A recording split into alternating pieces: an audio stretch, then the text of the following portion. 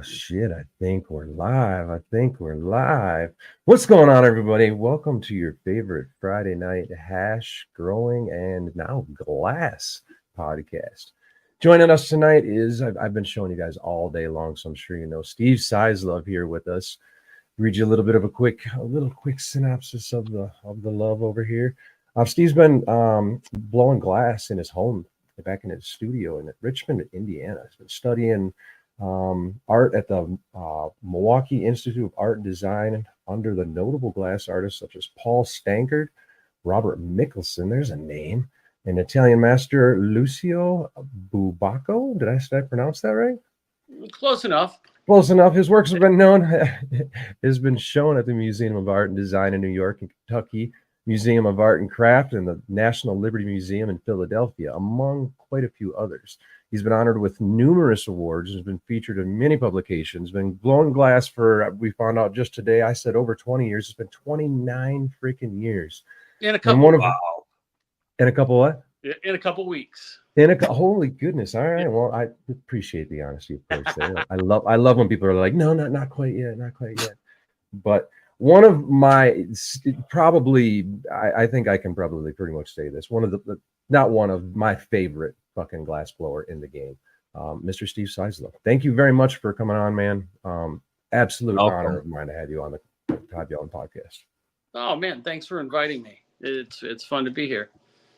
It should be a good time. I know there's quite a bit of people who jump into the podcast or jump into the stream here and there, and for whatever reason, life reasons, they have to jump out of the show, and have to catch it later. I know in particular there's a half dozen of them that are like, I'm staying up for this one because Steve's on. So so there's a lot of people out there excited to chat with you. I'm trying to stay up for this one too. He's telling us before the show what his pregame was sounding like. It was he did like Pedro level. Sounded like he ate a couple edibles. I actually avoided the edible tonight because I wanted to at least be able to speak, because sometimes I get to the point where it doesn't work very well. I am going to real quick and let you guys go for a second here, but I am going to go in on, we can tell a story about this later, but Steve, I don't even know if you know the story about this, Steve, but this was my first high level piece of glass, and it happened to obviously be of yours. I just fell in love with your design. I think the bubble trap was probably the most, but I'm also a big recycler fan. So I think I picked this up in 2019 or 2020 up in Positive Vibes. Jeremiah did a drop of yours at Positive Vibes in Denver, and I drove my ass from Montrose down here. Hetty Boy and I, my apprentice now, took a 5-hour drive, went up there and picked this glass piece up and brought her home, and it's been in my collection and is considered an absolute permanent piece no matter what in my collection. So why don't you guys continue on for a second? I'm gonna rage this bitch. I remember that story. I remember that day. Super excited when you picked that up. A blizzard to drive to the shop to pick that up. He's muted. That's dedication. Thank you. Right. Driving through the snowstorm, through the mountains. Fuck yeah. Thank you. That's awesome. Yeah, Pedro's been talking to me all week. I've been looking at the latest drop, and it's a hard one to pass up. They are absolutely gorgeous. Thanks, man. I've been having fun. Don't let him lie. I've got his rig sitting right here next to me. I'm trying to tell myself I don't need another piece of glass, but they're absolutely gorgeous. Oh wow. Yeah, he's got that little guy too. All right, I'm gonna bust mine. This is my shop piece right now. The shop piece he doesn't want to send me. Oh, yeah, there we go. Oh, look at the color on that, dude. They're so in the function. Let's just start with here, Steve. While I'm taking my big old rip over here, tell me, unless you're ripping one over there too, tell me what you've done here. What the hell are you doing? What am I doing? Oh man. So many techniques. Damn, yes, like there's a lot going on there. Yeah, so I guess I'll be a little bit more detailed. We know the design. We can get into that a little bit later. what was your ultimate goal in making this design? Because we've seen your floaters, we've seen a lot of your recyclers, but that design, what are you trying to do there? So in that design, I want to get something that moves a shitload of water, but stays really compact, with no splash. So that internal funnel and internal drain really helps get that water back down. But then there's the external drain too. So it never really achieves that max level where you're going to start like bubbling up past the little holes in the funnel and up into the mouthpiece. So kind of like an overflow. Kind of, yeah. It's like almost like a splash guard in a way. I like to refer them as bloop cyclers because they've got a little bit of a bloopish to them now that are, in the market. They got their bloopers, but it also has got the crazily, I call it an in-cycler function, and I absolutely fucking love it. I'm having a hard time keeping my hands off keeping one myself. Thanks. Yeah, so that style right now, I'm calling it the inside-outside recycler because it does have a Taurus style perk, so it does drain down through the middle, but then has the external drain too. Yeah, the external one, man, it's kind of cool when it drains down the center one, just because of all the glass around it, you really don't get to see it so much.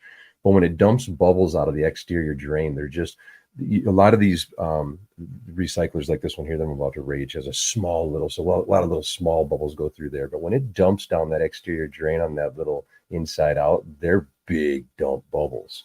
Nice. That's the goal. Move a lot of water. That's why I like it so much. Yeah, we were talking about that the other day. The amount of water contact with it on the inside, going through, just the whole function of it. He had a good view of it the other day with his camera really low.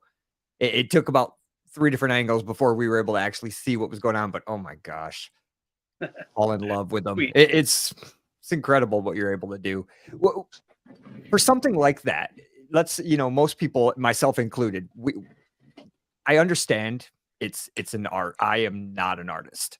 I I can't look at that and understand how you get from A to B. So when you're starting, do you have an idea of where you're going, or do you?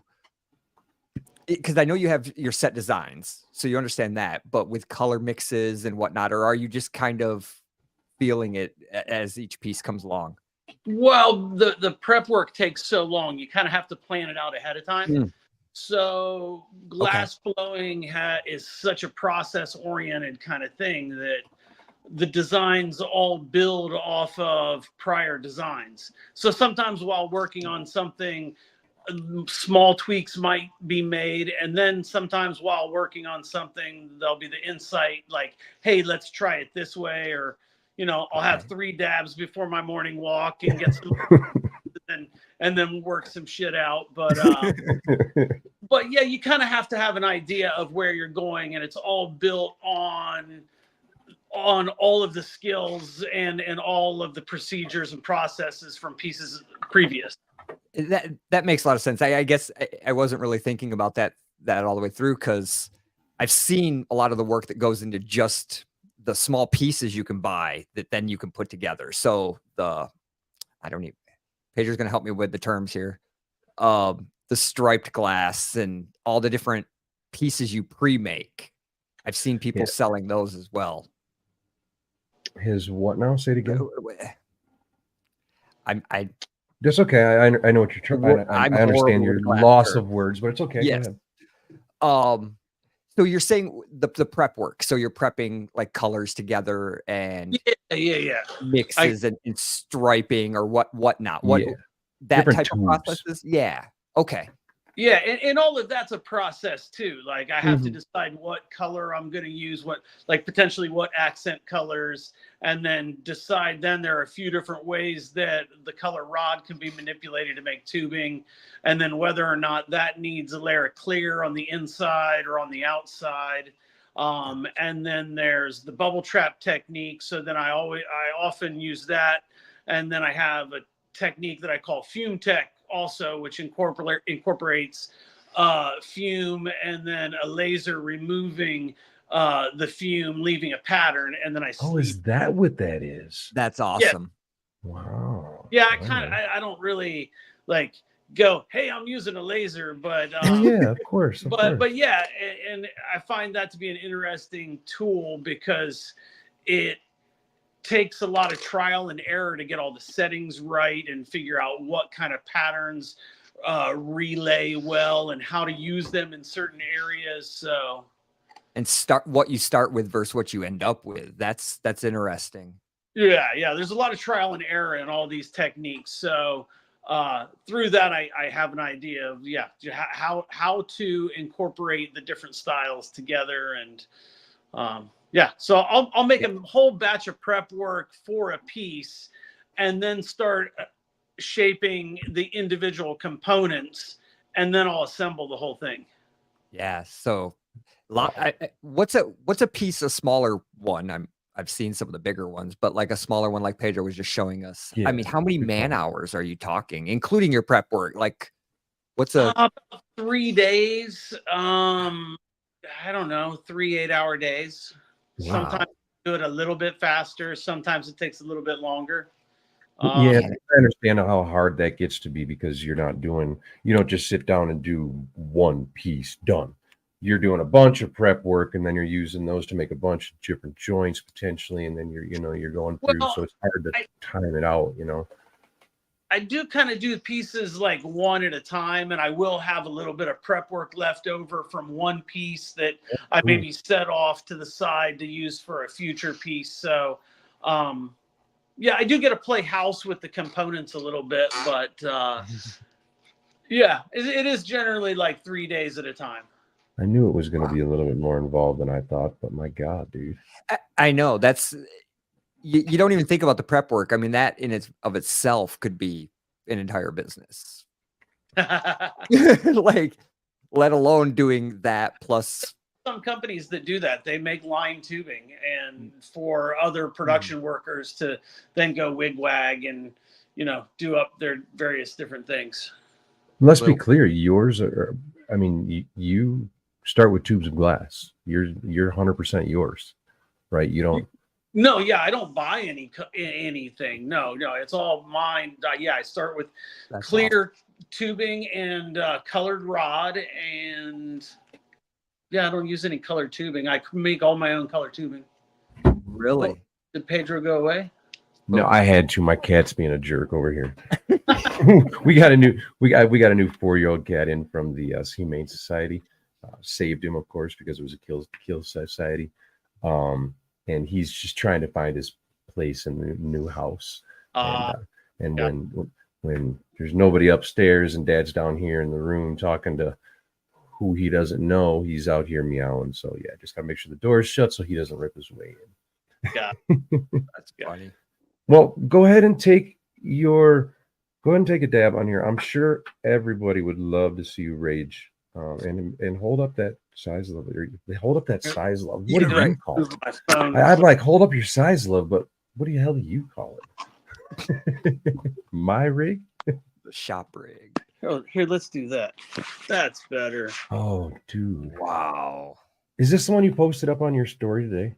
Yeah. Yes, I thought. It looked very familiar. They're just so incredibly sexy, man. Thanks. And this one is so this one's a little different than the one with the internal funnel. This one has you're right, it is. Stem goes down through the middle. You're right. And so then it only has the external drain, not an internal drain. But then I have the 3 uptakes. So with that it's a similar kind of style when you first see it, but the middle ball here has been the axis has been changed in it has been flipped 90 degrees. I'm like looking at mine over here, studying the differences. It's crazy. It's actually really crazy. Yeah, and so here's a piece similar though to the one that you have there, different colors, but this is what I'm working on right now, or was. Oh shit. 1 second, sorry. Don't do the oh shit, and I don't want to hear that. No. Yeah. Ooh. Oh my goodness. Yeah, I know, it did me too. That's gorgeous, man. Fuck, dude, that's beautiful. Okay, gotta put that. I was say that's hot, yeah.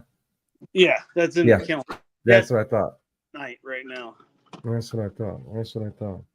Well, go ahead and rip another one. I was gonna get out I have the new one that we talked about that I just picked up I don't know, 2 months ago or so, which I personally love, man.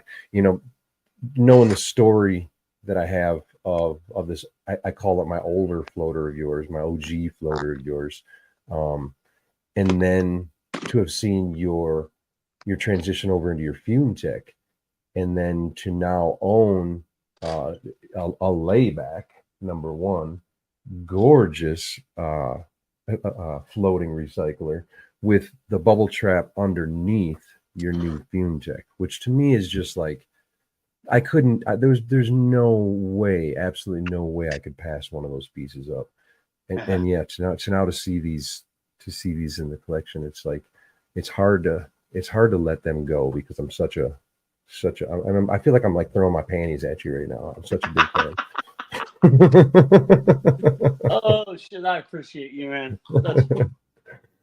What are you smoking on tonight over there? That's a quick question. That's a good quick filler question. Yeah, I'm gonna smoke on some of this Nilla Kush, some of your Nilla Kush. Oh shit, got some PGI chirps in the house over there. Yeah, so I have to go warm it up though. Here. Yeah, no, I understand. He was telling us. Oh, you're gonna show us even? Fuck yeah. Yeah, I may as well. When you're out of butane, what do? This is awesome. Talk about it. Blow that shit up. No, I got to be kind of gentle with it because I don't want to burn the shit. Not me. Not me. Go back to him. How's you doing? You're better at it. He's got his fucking torch. Now, what is that burning? Oxygen and propane. Just oxygen and propane.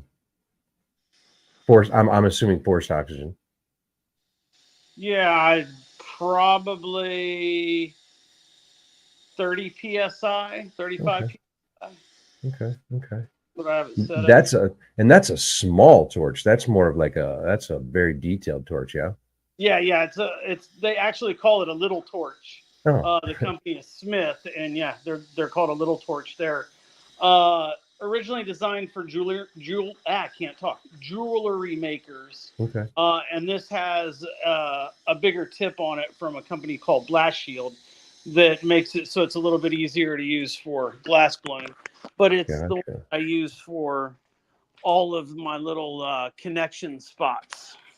And they make a lot smaller. I've seen some of the people making, I'm not even going to speak out of line, but I've seen some people using much, much tinier, like microscopic kind of type torches. Yeah. Well, that torch can have different tips on it that can make it crazy. Okay. Well, maybe that's what they're using then, just a different tip over there. Unfortunately, I broke my cap yesterday, and I'm too lazy to make a new one. So I found old like flat directional that I've had around. It's not nearly as awesome. A nice bubble cap. That's why it was sitting around. It doesn't see super well. It's listening to you talk about your excuses on glass is like listening to me apologize to somebody for the shitty rosin of mine that they're about to smoke. Yeah, right. It's like, I'm sorry, this one might be just a little drier. This one, I'm sorry, it wasn't my best run, Meanwhile, everyone's shitting over it. Yeah, everybody's like, what the fuck are you talking about, dude? This Yeah, like you make shitty rosin. Come on. I mean, I try not to.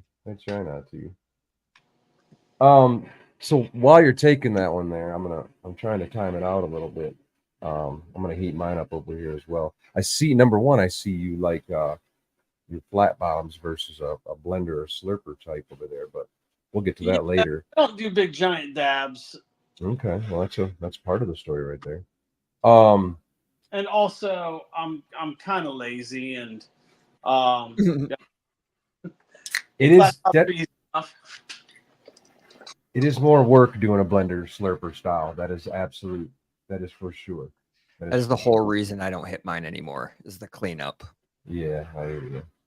So the question I want you to think about and answer for us is just going back, and we've got a couple different ones here for you tonight, but just going back, of course, been blowing glass for 30 years or so. when you smoked cannabis your first time, you obviously weren't taking a dab. Potentially were smoking some hash, I suppose. But tell us about that. Maybe how old would you smoke? What do you remember about it? So God, what was it? It was summer before my 8th grade years of school. Don't let us interrupt your dab. That's what this is about. Had a joint, and we his mom was off at the bar, and we smoked a joint in one of those oh God, I don't even know really what you call it, but it was like a joint holder thing, kind of looked like a peroxide bottle, and you kind of squeezed it to make the forced hit. Oh yeah, I know what you're talking about. It's the bags.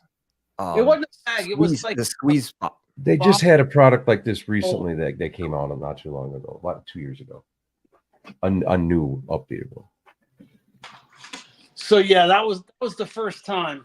God, you basically like an inside out, and then you force the joint smoke out of it.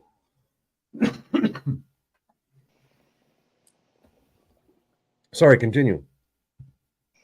I am. I'm continuing my dad. Oh, I'll continue mine over here too because I'm in a cloud. So it was a joint.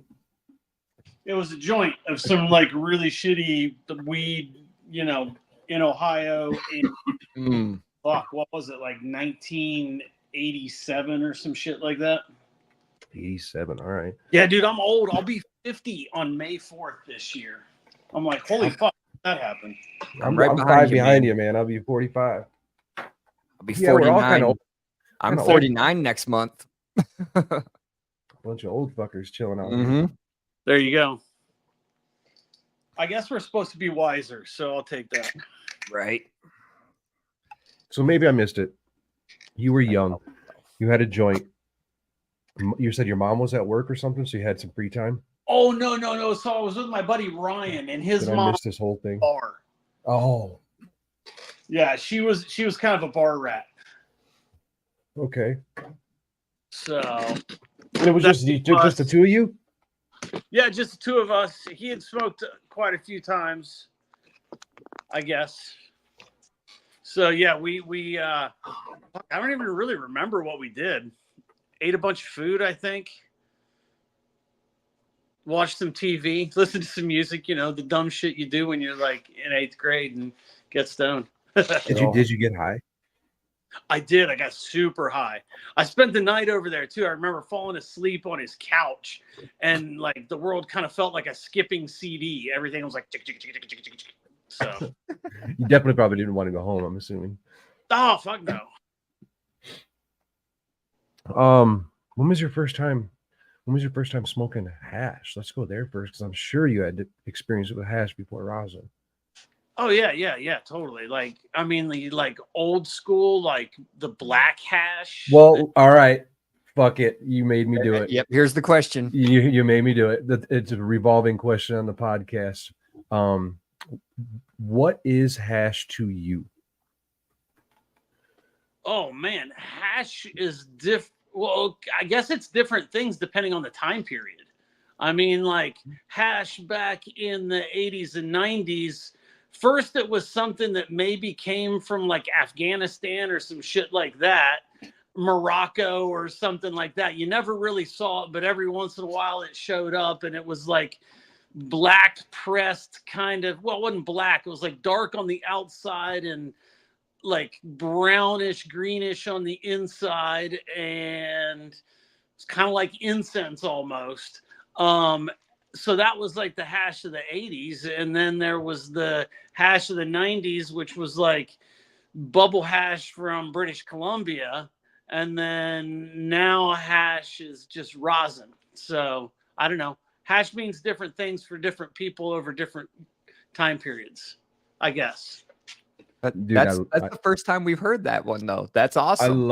I love that answer. I was just sitting back smiling. I love that freaking answer. It's interesting because at this point in time, we're probably going to end up compiling like a bunch of everybody's answers, together, because it really does mean something a little bit, sometimes drastically different to different people.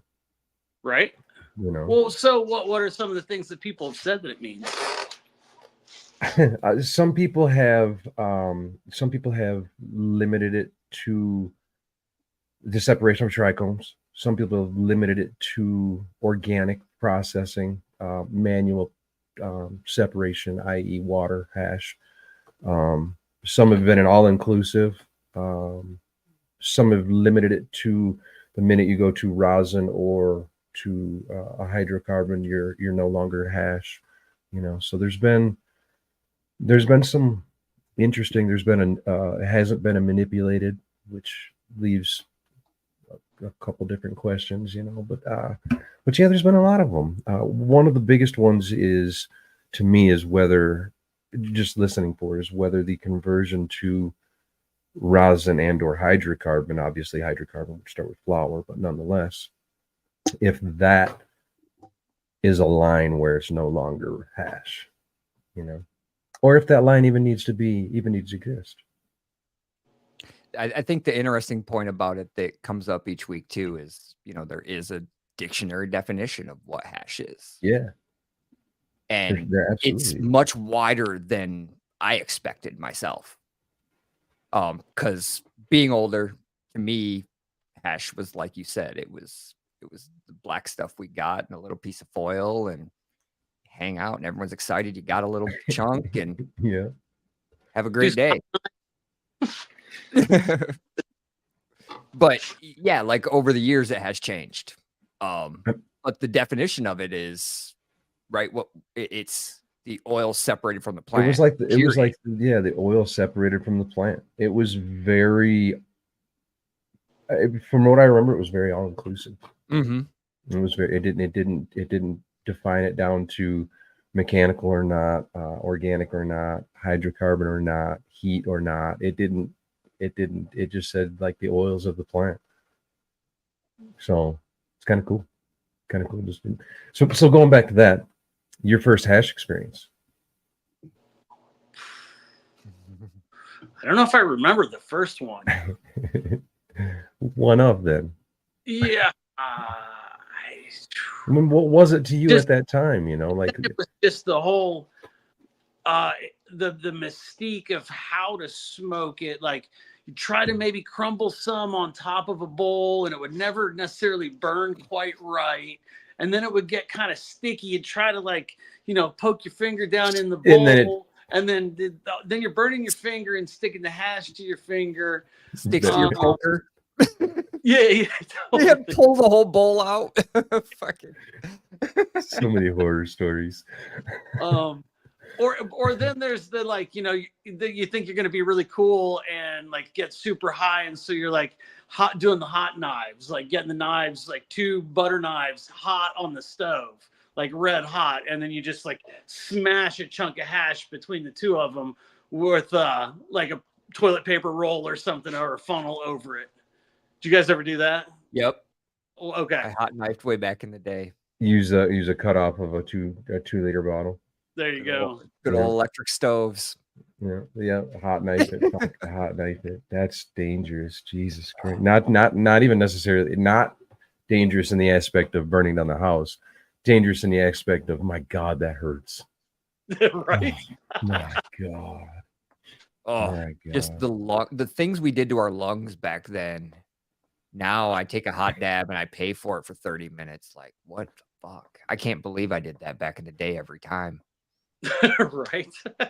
Holy shit, I'm about to kill myself these days doing it. So when you grew up, was the smoking, was it a thing immediately, or was it just kind of every once in a while when because you said you're eighth grade. I mean, that's pretty early. Yeah, so I don't know. I was always pretty decent in school, and so I didn't smoke during school, and I skateboarded a lot, and so I smoked before skating, just kind of would throw off my proprioception a little bit. Actually, one of the best sessions I ever had, though, I was super high on acid, so I skated vert a lot. Had a vert ramp in my backyard. Nice. Jesus. So. I'd smoke a lot after skating or on the weekends and stuff, but yeah, I don't know. I smoked a lot, but I guess like every kid, not as much in the beginning and then more later on. Understandably. I mean, obviously it was illegal. So what was it like, for you and where you were at? You're hiding it from your parents and whatnot, I grew up in rural Ohio, and back then the shit was super illegal. And yeah, we just kind of like really hit it. And it was like the end, or like I was becoming a teenager, like at the end of the whole Nancy Reagan just say no kind of shit. So you're like trying to figure out, like, am I a horrible person, or like, am I hanging out with all the guys that are going to end up in jail, which some of them did, but some of them are doctors and lawyers and shit like that. Exactly. But trying to figure it all out, and then all of the rhetoric and all of the fear tactics around that, man. So along those lines, so before we really knew that seeds couldn't get you high, and I had no weed, but no money, but seeds. So been there. Of a bunch of seeds and sold it to my buddy Bill, and so Bill was like, "What the fuck? It's all seeds," and so he planted it and had it in the windowsill in his bedroom. And this is like 8th grade, and his mom was no dummy. She sees this weed plant. I mean, it was probably like only like that tall. Yeah, but it still got the leaves. Yeah. So she was like, "What the fuck? Where did you get this?" And so, like, he told on me, and she called the cops. Oh shit!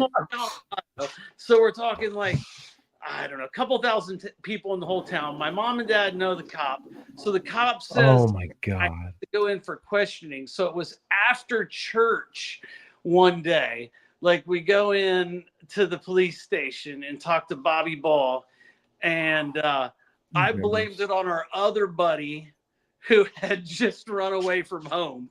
I was like, I don't know. I didn't know what to do. He gave it to me, and so I sold it to Bill. So, or gave it to him. I probably didn't say I sold it. Right. Who knows? You might have, right? That's such a line of bullshit. But no shit, right? I was just thinking about that the other day. I was like, man, I don't know where Jason Roby is, but I'd like to tell him thanks for taking the fall on that one. Thanks and sorry, right? Right. One day he's just gonna see it on his record, like, what the hell? That's funny. What's your preferred? I'm jumped all over the fucking place. What's your preferred way of smoking now? I mean, obviously rigs, but hash, rosin. I like some really shitty butane. I like some really shit. No, I know. I was like, I was with you. Like,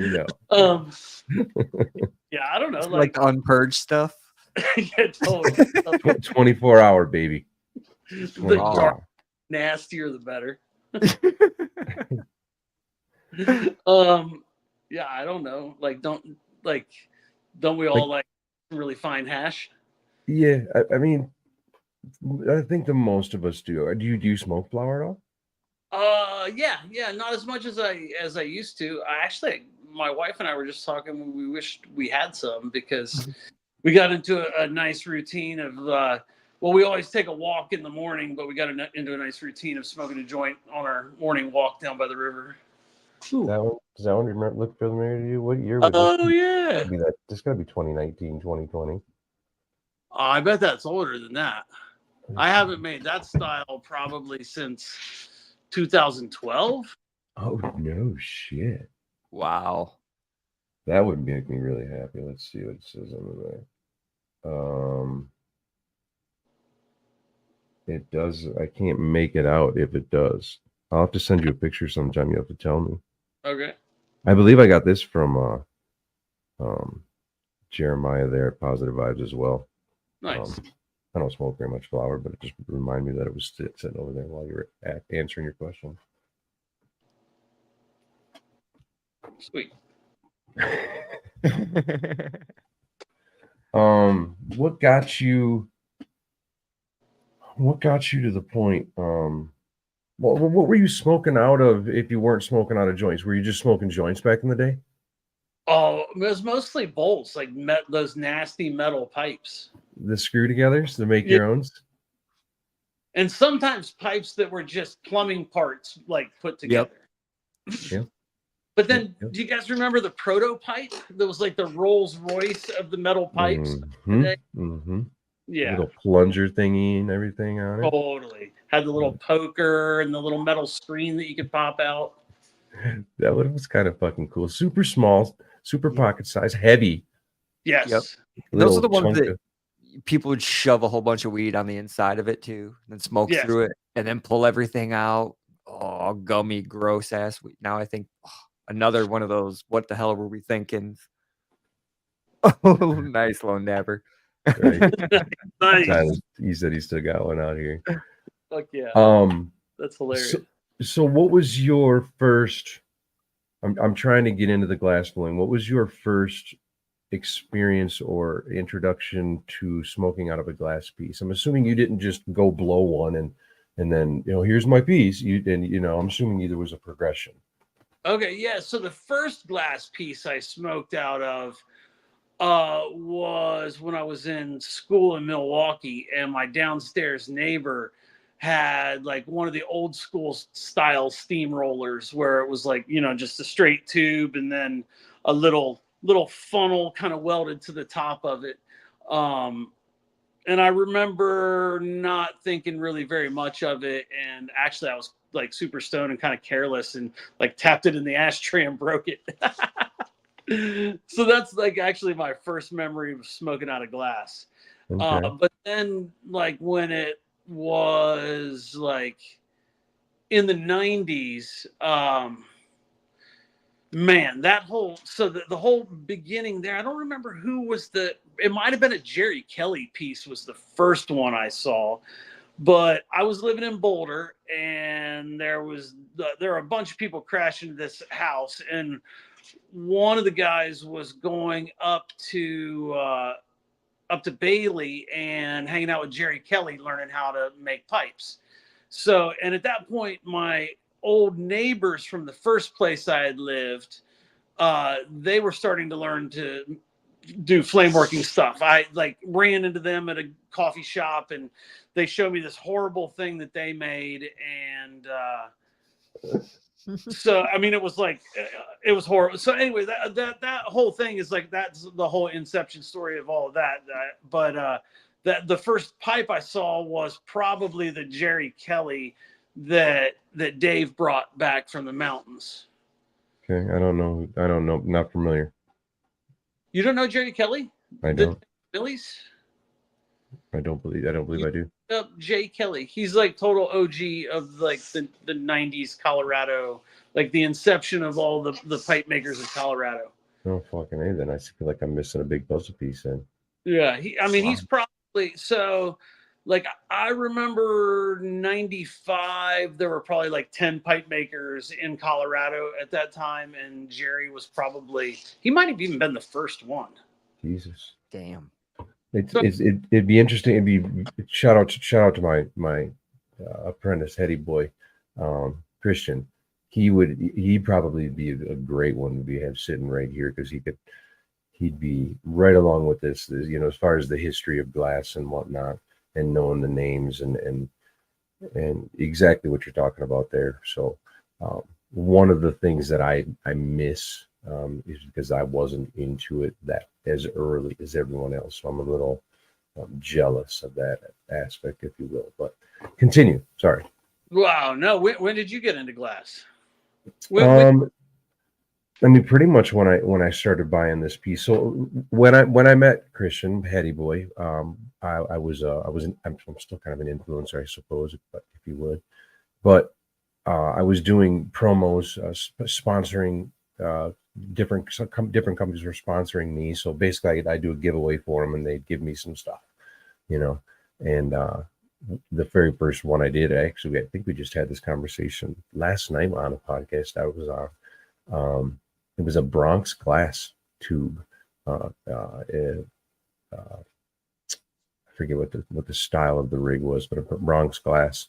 And it's very funny because repeating the story from last night, but I had said in the past, quote unquote, that art has no place in the world. It has no value, you know.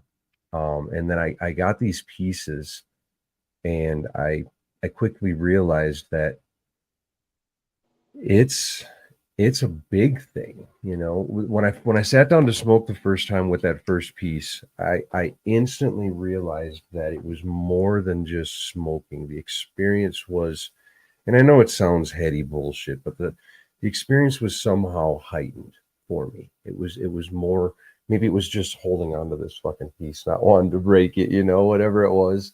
But it was heightened. And then there's a ritualistic aspect to it, like especially and like the object, it has so much perceived value, like not just monetary, but you're talking like the artistry, the energy of the creation in it. Like, so when you're holding that and you know you're worried about breaking it or whatever, it kind of focuses it and makes it kind of a ritual. I lied the minute you said that. And thinking about my glass pieces here, I would say my very first glass piece, because I had started smoking with the screw together. Just I like silver and black all the time. I like my contrasting colors.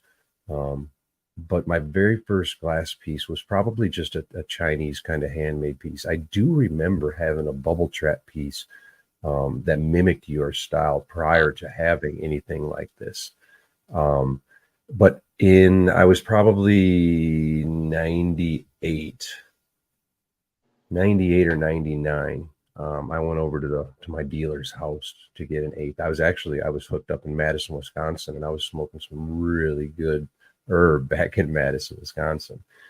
But went over there, and he had like 3 or 4 of his heady pieces left. So we opened this big Pelican case at the time. I don't know if it was Pelican or not, and he had 3 different pipes, and they were heavy fumed, heavy curls and twists on them. And I do remember that the one that I bought, on the bottom of it, I told Hetty Boy this story. Hopefully you can fill in some blanks for me as well.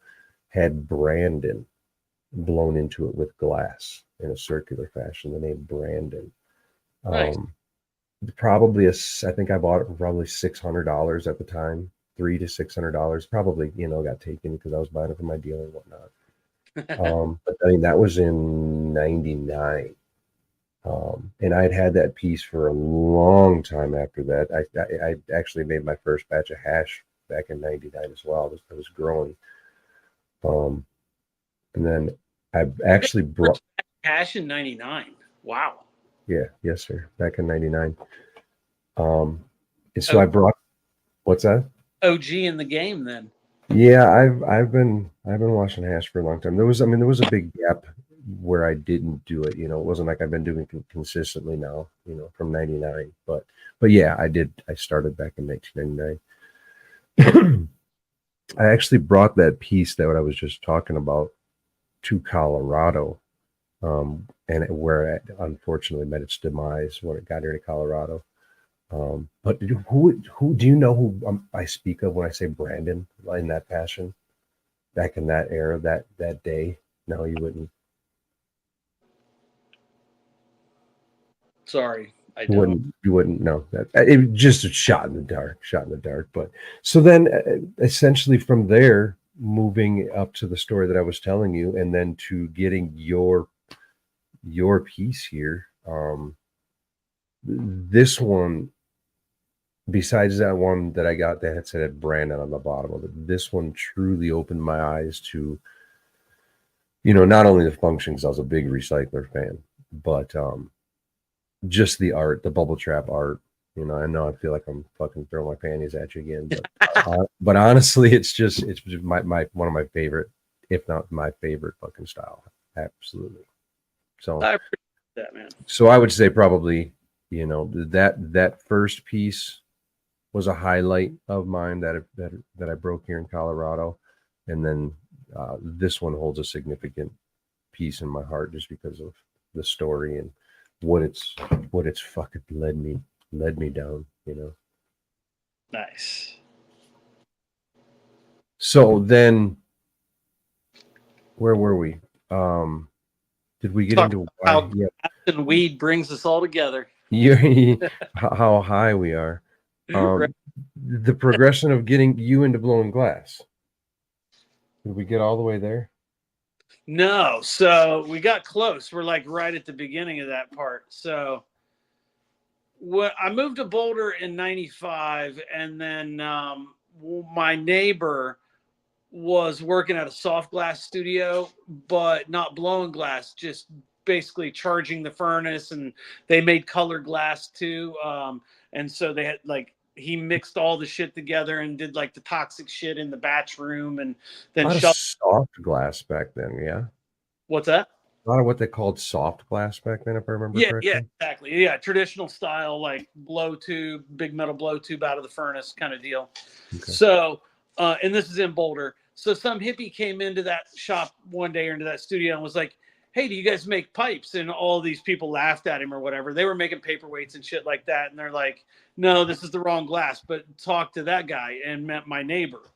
And at this point, I think they had moved, him and Maiko had moved to like a different place. So I hadn't seen him for a while. But so my buddy Matt was to the hippie guy, said that it was the wrong kind of glass, but if he could figure out where to get the stuff, they could figure it out. Well, it turns out Glasscraft was in Golden, like 30 miles away. And at that time, there were like no glass suppliers around at all. So the fact that like one of the major ones was like 30 miles away and in the phone book made it so they could drive down. They picked up a bunch of scrap glass and like a hand torch kind of thing. Oh, you fucker. Come on. Well, that's cool. That's yours. Got picked up at that last drop you sent me. Sweet. It looked a little different with the light right on it. I was like, wait a minute, what am I looking at? Yeah, that was I bought a set from you, and yeah. You're all. So let's see. So hippie guys. So they went down to Glasscraft. They got the glass and the torch, and then they started making these ugly ass things where they would take the clear or the clear tubing and like just twist it and turn it up. And I mean, they weren't even really crack pipe looking things. Like they didn't know what they were doing at all. And that's when I saw them. They had been doing it for a couple of months. Hippie guy, I guess, got frustrated because it wasn't anything that he could sell on tour or anything like that. So he was out of the picture. But I ran into them at this coffee shop and saw what they were doing. And that's when I talked to my dude that was crashing on the couch that was learning from Jerry Kelly about the whole process. And I talked my buddy Matt into like making his first push bowl. Like we kind of like, I learned the process, like had it described to me from this guy, Dave. So then I relayed it to Matt. He did a push bowl and like all of a sudden everything clicked and it worked. And then him and Maiko started making these really ugly, horrible, rudimentary spoons. And this is like, oh, what would this be, like winter of '95? Or no, this would have been like winter in 90 or spring in '95. It was probably around that winter in '94. Oh, gee, Jesus Christ. Yeah, because I moved to Boulder in '93. I think I said '95, but I moved to Boulder in '93, and then it was '95 when we started blowing glass. So, anyways, yeah. Those guys started making these ugly ass spoons, but they were able to like kind of hustle them around town a little bit. They were working in a little metal shed next to the trailer at 30th and Valmont in Boulder. They didn't have a car, but they needed oxygen. I had a Volkswagen Bug that only had a driver's seat, so I could put an oxygen tank where the passenger seat would go. So I'd help them get oxygen. That's awesome. Yeah, totally. And so, after that went well enough and they were like, okay, well, you can have a try at the torch. And then the three of us basically all shared hand torched for a couple of months until we were able to make enough money, just hustling spoons around town, basically being dirty hippies walking down on the Pearl Street Mall or up on the hill in front of the Fox Theater.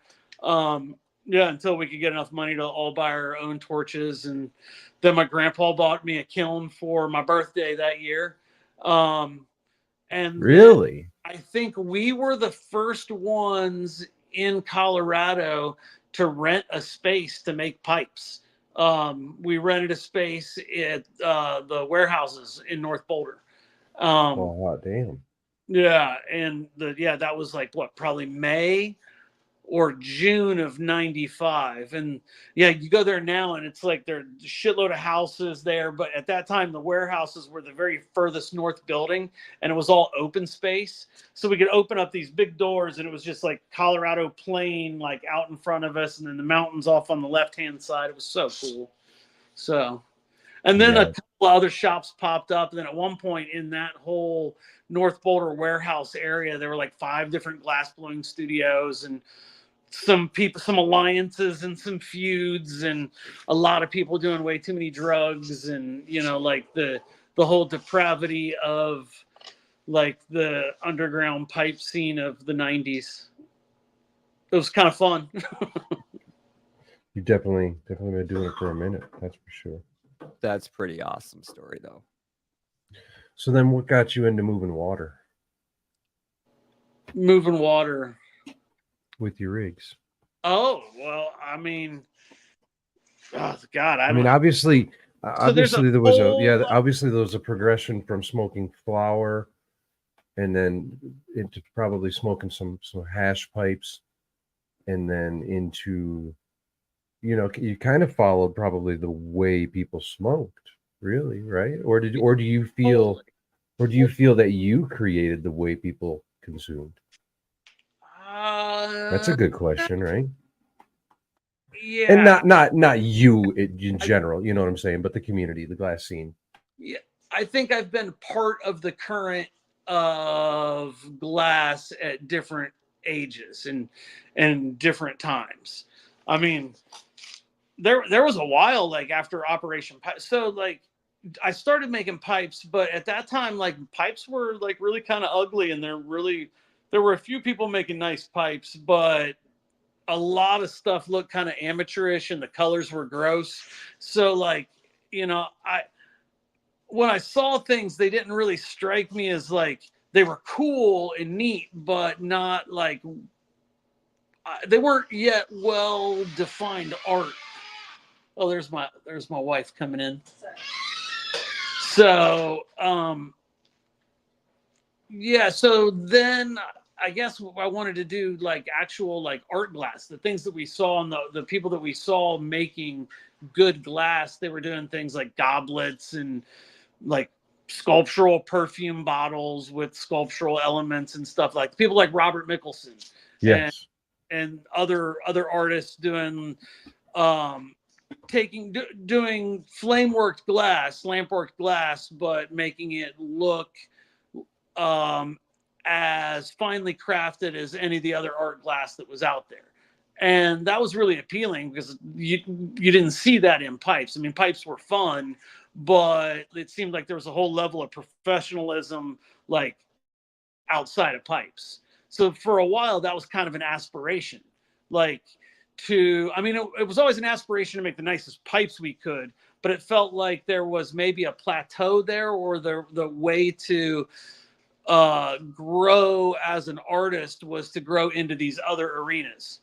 Well, then Operation Pipe Dreams happened, and my first kid was 6 months old, and that's when I don't know if you guys know about that, but that's when John Ashcroft like put Tommy Chong in jail and they closed shops and all that kind of stuff. So like the whole pipe scene kind of went underground.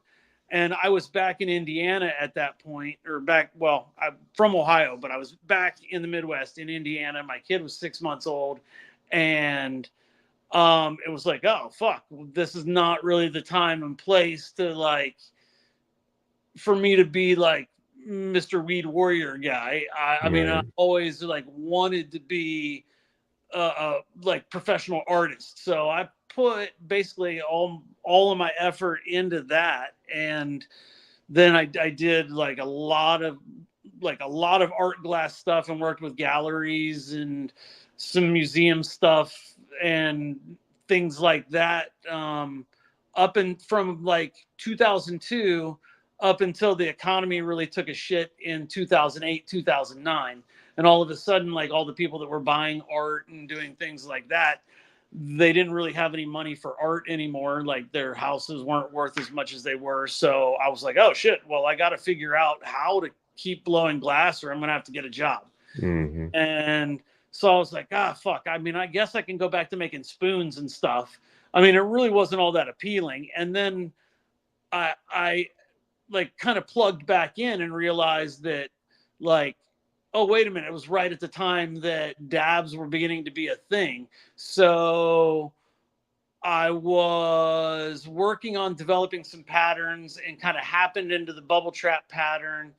And at the same time, dabs were beginning to be a thing. So then I started doing some pieces incorporating ground joints and things like that. And it was a little bit more interesting to me. And I was kind of getting stoked on that whole direction. And then I got a lathe given to me by our local college. They were going to be putting it into storage. And while they redid their science center, and I, through my wife, I knew the head of the chemistry department. And he was like, hey, if you want to hold on to this lathe, you can hold on to it. So, that then reinvigorated my love of glass and created like kind of a whole new lifetime of a pursuit. And so that was like 2013. So I've been on a lathe now for like 11 years or going on 11 years. So there's the whole arc or the whole narrative of it all. What do you blow? Obviously, you blow more than just dab rigs, I guess, if you will. What do you prefer to blow? What's your like? What are you like? Yay! I get to make one of these. I've been enjoying the new recyclers just because it's a new assembly procedure. There are always things that are little challenges that are they always come out a little different in different ways. So I'm still trying to figure out like all of the nuances and putting those together.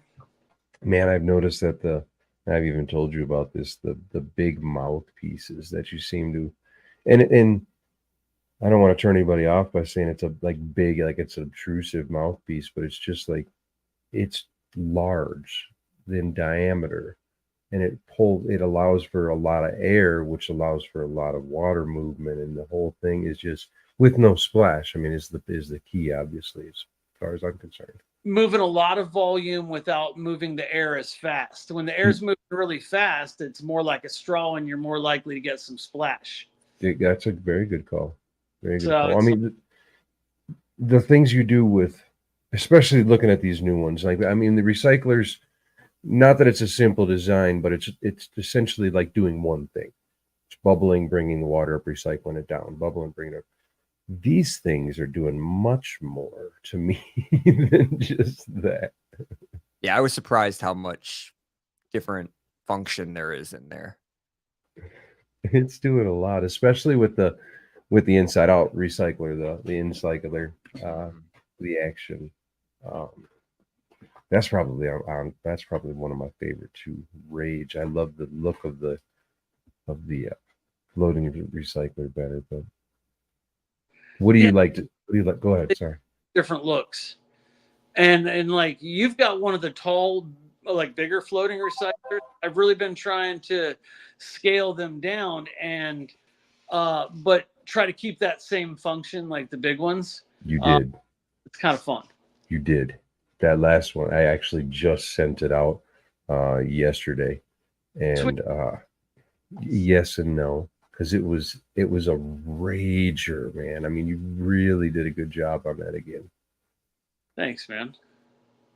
So my goal. So I did a show with Next Level. They had a blooper show back in the fall, and I realized while I was there that some of my pieces had been starting to get kind of big.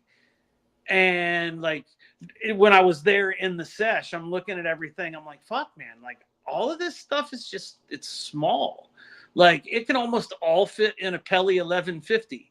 Okay. So I went home and I was like, that's my fucking goal. I mean, like, I want to make things that they probably usually end up fitting in a 1200 because they're kind of wide, but I'm like, I want to make things that are like 6.5 inches or smaller. Like I want to like make good function, but make it in a compact little package that people are going to really enjoy taking to a sesh and pulling out, and people are going to like have fun looking at all the complexities of it and see that it's in a really compact package. So I don't know. That was a fun redirection of my work in recent time.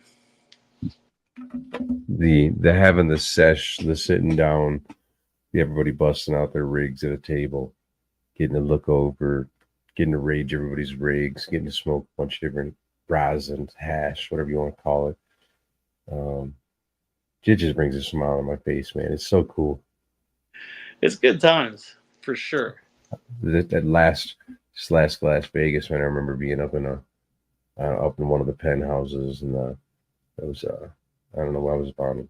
I was on a couple tabs over there as well, and a bunch of glass. There was a bunch of Ushins up there. There's some banjos up there. There was just a lot of rigs, and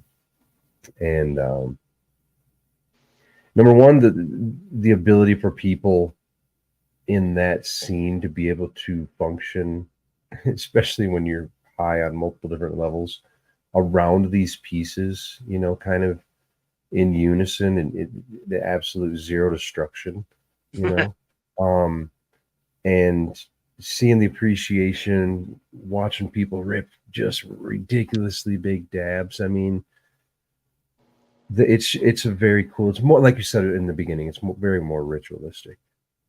Very more ritualistic. Tribe of wandering wooks going around and doing their little wook rituals. Budsy, what you got? I know you got some questions on the glass blow inside, or should we smoke some? I'm gonna smoke some rosin over here. I think I need to pause on my dabs. My last one got me, so well, then you got time to talk. You can go right ahead. So, what's your process for cleaning your rigs? What do you go through when you want to clean your rig back up? And how often do you do it? Just as a, someone who manufacturer's recommendation. Right. My recommendations might be different than what I do. Okay, let's hear both. Yeah, there you go. It depends on how. So if it's a piece that I've made and I'm just gonna I'm gonna sell it, but I wanna, I don't know, I like it. I'm gonna use it for a little while, or I just sold the one I was using, so I need a new one. I will try to clean it out like at least every couple of days with hot water and ISO, and really dry it out so it's not gonna get any stains, not just from the water, but from the all the reclaim in the water. So, but yeah, if it's not something nice and it's just a rig that I've made to have around the shop, I mean, it might get kind of gross. Well, here, this. Yeah. Got alcohol in it right now because it was actually getting cleaned out, but yeah, this thing's gross. Yeah, I understand that. It's kind of funny. I was going to bust out your the new one that I had of yours just prior to you coming into the session here, and I pulled on it just a little bit. It's full of alcohol. Oh, so, yeah, not fun. Horrible. Yeah, not fun.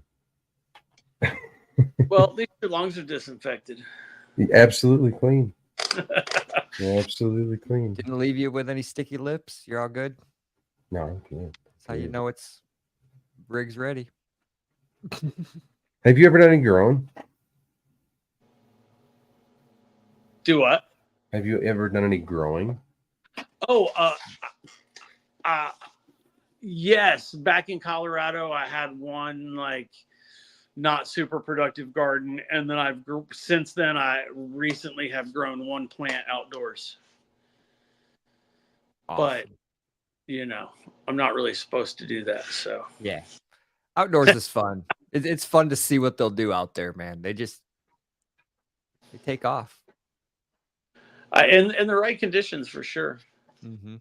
Man, I've got some friends that have some amazing outdoor gardens on Big Island, Hawaii, and that shit's so cool. Like plants like over 8 feet tall. I mean, like each plant in a 4x4 raised bed. Man, it's fun. Right. With right. trees and shit like that, like kind of making it like slightly concealed, and then you go around the outside of the garden and you're just like looking down across like open pasture and at the Pacific Ocean. I would kill for a good outdoor climate right now. Where are you? I'm in the Upper Peninsula, Michigan. So yeah, right up on Lake Superior. Okay. But a couple years back, we built a 3x3x3 outdoor bed. Took one of my indoor old mom, put her outside. Grew one of the biggest plants I've ever grown, for sure. I mean, I was on top of a 10-foot ladder and couldn't reach the middle of the plant. Nice. So it was a little ridiculous. It was fun though. I've had my share of relatively large outdoor plants. Yeah, you have a great climate. You're closer to the sun, right? What's your elevation? Yeah, pretty much exactly 1 mile. Oh, so just essentially 1 mile less atmosphere for the sun to travel through. Mm-hmm. Everybody says we're 1 mile closer to the sun. Man, do you realize how many fucking miles we are from the sun right now? 1 mile don't mean shit. 1 mile less of our atmosphere. That means something. Yeah. That's cool. So that's kind of been my main trepidation though. With I love the new rigs Pedro has. We've been talking about this all week, and it's not the money side for me. It's more, I almost feel like I would disrespect it by not cleaning it enough.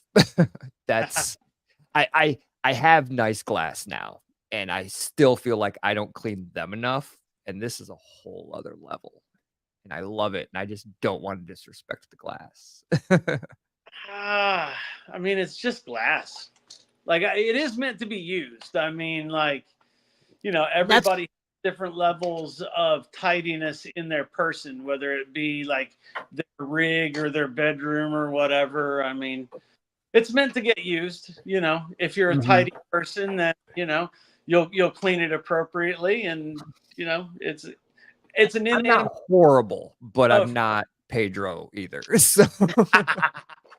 Well, I don't know how great I am either, but honestly, I think you really hit a home run there, because we just heard a glass artist say that his pieces are meant to be fucking used. Right. So to me, I mean, I know this one here, like I said, I think it's a 2019, 2020. When I look at the bottom of it, there's a little bit of water stains in it. She's been fucking used, she's been really used. She could probably use a tidy up a little bit. That's always been my big thing, is it's got to function first. The function's got to be there. I mean, 1,000,000%. I've been I down enough told Pedro roads. this, before. I bought one rig that's really just, quote, art. I've never hit it, never put water in it, but I've always wanted the little balloon dog. Oh, nice. Little Blitzkrieg. Yeah. That's the only one that I've ever bought that's like, art. Everything else gets raged. How's the function though? I've never put water in that one. You've never even put what? You should use it. I'm sure he would say that it's meant to be used. I'm sure he would. I would venture to guess he would say you're potentially disrespecting it by not using it. Yeah. It's gonna sit on the shelf. It's just so maybe cute. not. I don't know. It's so damn cute. I do. It's a great design. I mean, like he really hit a home run with that. Yeah, I love I saw them a long time ago, and I was like, I could see myself buying one of those. And then when they came up, I'm like, okay, got to. Yeah, I think we had 3 of them. I think we still got one in stock back here behind this cloud, man. I gotta get an exhaust fan in this new studio over here. Nice. I gotta show you my air purifier that I run in mine. Yeah. That might be actually perfect because I was thinking about venting it, but I don't, so. Yeah.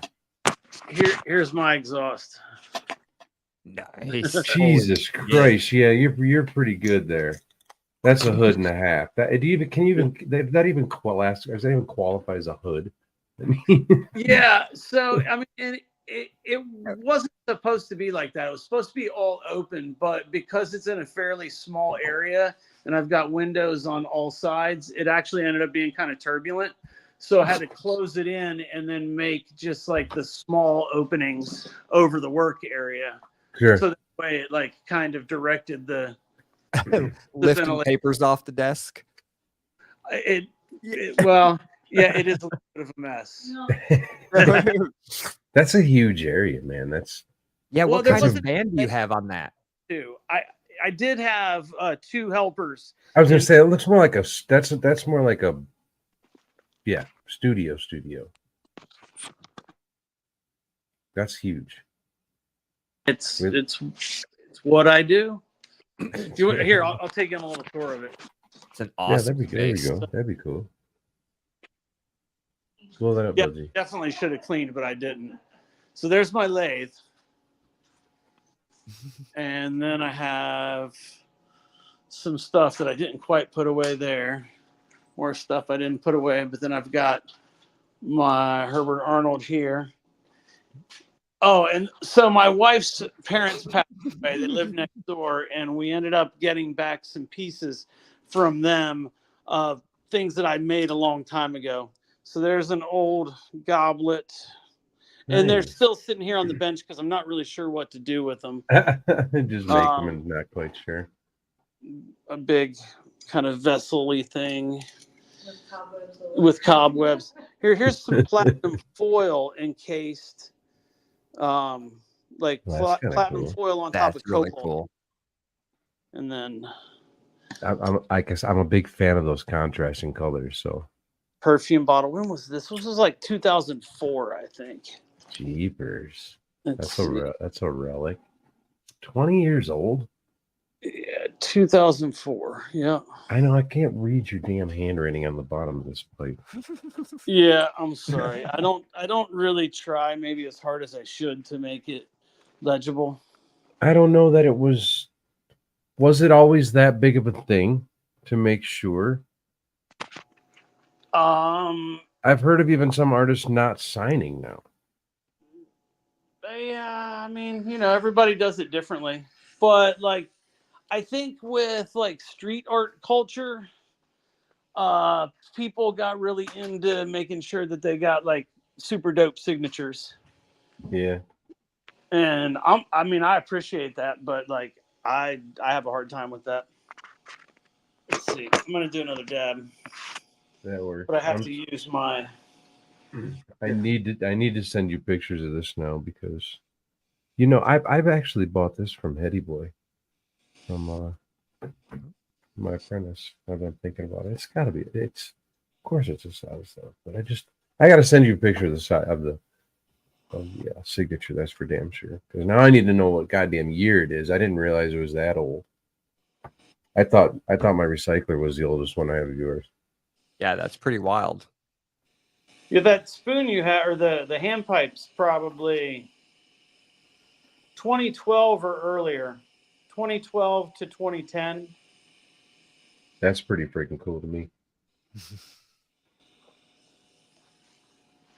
What are you smoking on over there, Budsy? This mellow yellow is just killing it, by the way. Yeah, I got a nice, fresh, ice cold Mountain Dew, and there's just nothing like it out of a can. I'm a mellow yellow over Mountain Dew can over mellow yellow over Mountain Dew all day long. Excuse me. What you got there? This one is Wilson 0. Just There some need cold cure from local friend processor. A little drier, but it's just need to how it need to goes. have some Pedro chirps make it your way. I need to wash is what I need to do. I have 2 freezers full. But it's always nice to get a little tasty taste in. That was from an outdoor run this year too. That's awesome. We're gonna have a whole new space for outdoor this year. We've got a 25 by 18 polycarbonate greenhouse going up. Nice. Twin wall, all with a rock earth bed. So That's badass. Insulate, yeah. So would you be able to do four seasons or probably 3 with our weather? It'll give me another season. We're in such a shitty grow zone. Yeah, that'd be tough. It's tough enough doing one a year, man, and then trying to maintain something else. Trying to do 2 kind of grows is just ridiculous. I won't be growing this year. I'll be shortening my season on the indoor. Yeah. That's one of the goals with the extra far red plus the inner canopy lights and shorten the flowering time on the plants. I suppose so, right? Trim off a week on the plants and I suppose. Yeah, you better get your ass washing. Yeah. Those outdoor runs, man. Just before I made this move into the new house, I just finished up with mine, my father-in-law's, and Westlow's outdoor. It took me that long to get through, and we're harvesting in October, so I start washing very late October. And I had an elk hunt in there. We processed 3 elk in that time frame and shit too. I had Christmas and had New Year's. There's a couple different holidays in there. So yeah, we processed. It took me 3 months to do, With the new system, I'm expecting a good 4 days of washing and I can get through all of my material that I've got stocked up. Yeah, when you have a proper, and man, it's kind of a double-edged sword. Knowing what I know now and washing in what I was washing in was frustrating. Having the time and whatnot to do the upgrades in the room and the space ultimately. To do the upgrades that I needed to do was kind of frustrating. Getting to do it at work at Eden is great, because you really get to expand and get to play. Having that Osprey, man, is just washing 10, 20,000, well, 10 between 10 and 15,000 grams of flour at a time.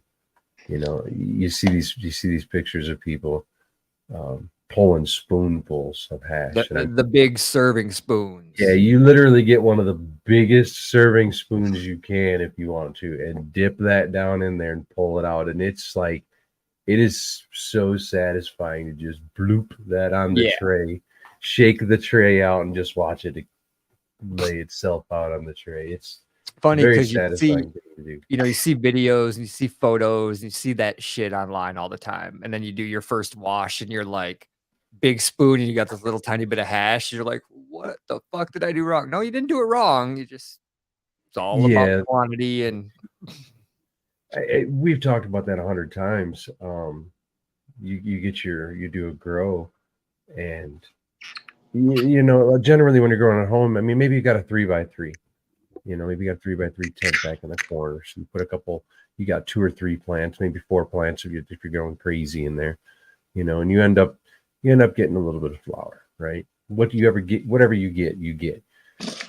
Now you take that harvest, which is that's all you have. Otherwise, you're going to your buddy and buying some. That's all you have, and you throw it in ice cold water. Yeah, you're hoping for the fucking best every time. I told you about my first experience there, where I called you and was like, okay. So I just washed and got the worst return ever. And it was just one of those strains. It just didn't fucking wash for me. It's very frustrating when that happens. That's the crapshoot I take. But at the same time, having that variety for me is just. It's a crapshoot any grower takes if they're pheno hunting, really, because you just don't know what you're going to wash. You can kind of tell as you're going through. But here's the thing: as a pheno hunter, even if you're going through your garden, you're feeling everything. You reach over and you feel this one. You're like, damn it, that one's greasy, and I'm not liking that one. You're not going to fucking cut it down. You're going to run it, and you're going to be pissed off at it, how much it gums up your wash machine. You got to know. You have to know. You ultimately have to know.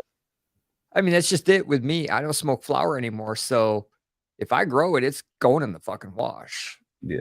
What I get is what I get. Hey, there's Mama Sizelove. Oh. Hi. Hey, how are you? Thanks for letting us borrow your hubby for a couple hours. Oh, yeah. Well, hopefully it's a good time for all. I definitely learning a lot. Admire his work, so it's a great time for me. Yay! I'm actually gonna smoke another one out of his artwork right now. If Budsy would buy this one over here, I'd rage it for him first. But I know. We're gonna waffle this week again, but we'll see. You should just rage that inside-outside recycler that you have, and just run some hot water and some alcohol through it.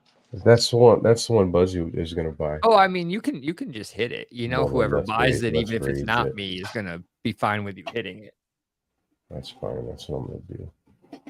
Anymore, it feels like it used to be a thing where you didn't want to do that, but it seems anymore that people are realizing that you can get it clean, and it's a couple of hits out of it's not a big deal. Right. Plus, you get to show off the function. Yeah, totally. Where do you recommend? Stoked on it, and that reaction, just that says a lot. Where do you recommend I start with the water volume? Just above the uptake. So cover them all up, but probably not much more than that to start. So just over the bottom can? Yeah. No, I'm going more. Yeah, a lot of times you can go more, but if you start there, that's. So I'm definitely filled into the bottom or into the uptakes. Yeah, you can go all the way up to the top of the uptakes. I think that's where I'm going to go.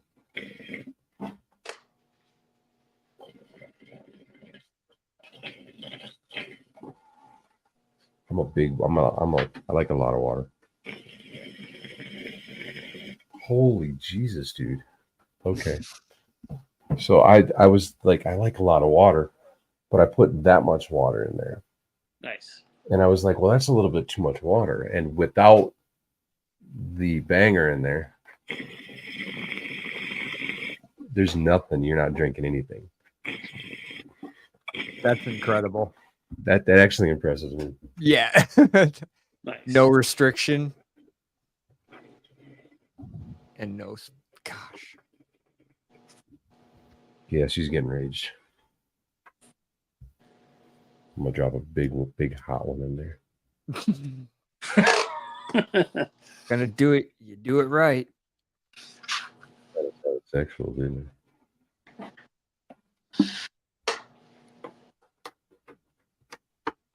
Oh, Budsy, what else you got? What else? Somebody asked the other night, the fuming,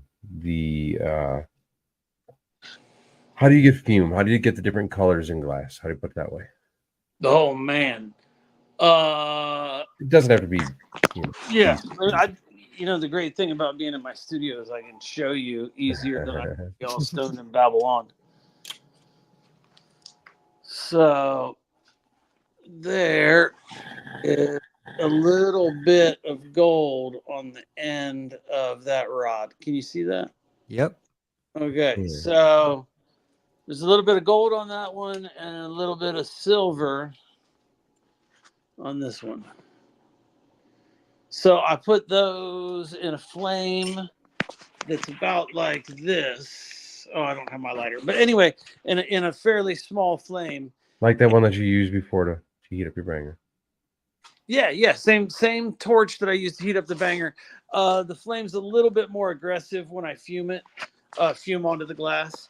But I put that little bit of gold or that little bit of silver into the tip of kind of a, it's not saying aggressive flame, but a focused flame. And it vaporizes and lands on the clear tubing or color tubing. So, and from there I can, from there I can manipulate it with the laser, like make a pattern in it, or I can sleeve it with clear glass and trap the fume in place. It sounds to me like there's a lot of dependency upon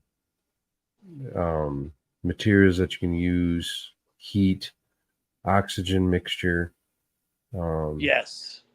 Seems like there's quite a few variables. Especially with the silver, there's a whole process where I fume it on, and then I use an oxidizing flame that makes it like look like it completely disappears, and then I use a reducing flame to make it come back. Jesus. I do that in a series of times to get the silver just right so it stays a nice blue. Oh wow. Yeah. I mean, I could ramble on about like all of the specifics, but I mean, there are a lot to the various details with fuming. I still find it challenging. There are enough variables that it's hard to always control, so I don't always get what I'm shooting for. That's what I was gonna say. Are there kind of a range of where you end up, right? You've got the technique, so you can kind of dial it in, but it might slip left or right a little bit or whatnot.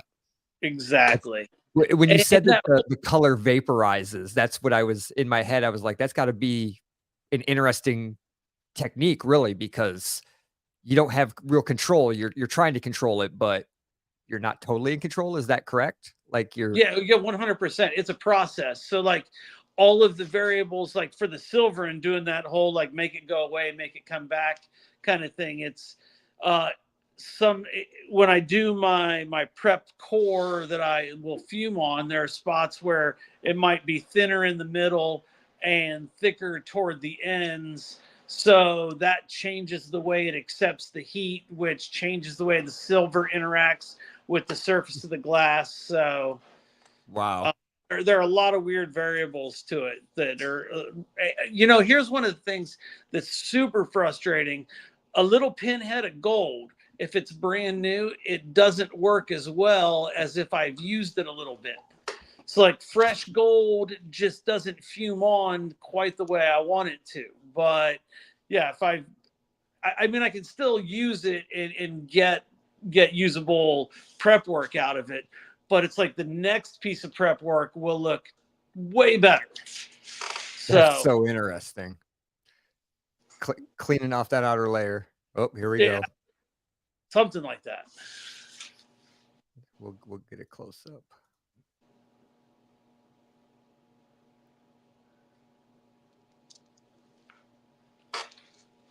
That function is just insane. Holy jeepers. Sorry, I disappeared. Gone in a cloud of smoke.